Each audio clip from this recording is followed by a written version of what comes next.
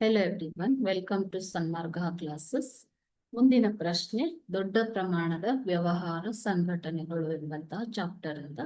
ಸಹಕಾರಿ ಸಂಘಗಳ ವಿಧಗಳಾಗುವುದು. ಸಹಕಾರಿ ಸಂಘಗಳಲ್ಲಿ ಅನೇಕ ವಿಧಗಳು. ಸೊ ಇವು ವಾಲಂಟರಿ ಅಂತಂದ್ರೆ ಸ್ವಯಂ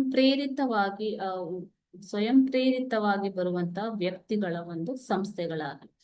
ಸೊ ಇವುಗಳಲ್ಲಿ ವಿಧಗಳು ಯಾವುವು ಅಂದ್ರೆ ಸಾಲದ ಸಹಕಾರಿ ಸಂಘಗಳು, ಕ್ರೆಡಿಟ್ ಕೋಆಪರೇಟಿವ್ ಸೊಸೈಟಿ ಅಂತ ಹೇಳ್ತಾರೆ.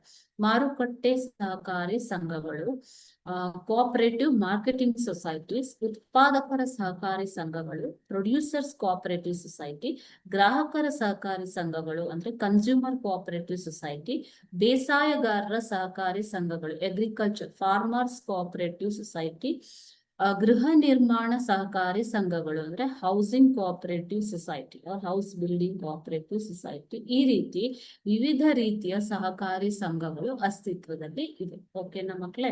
Thank you.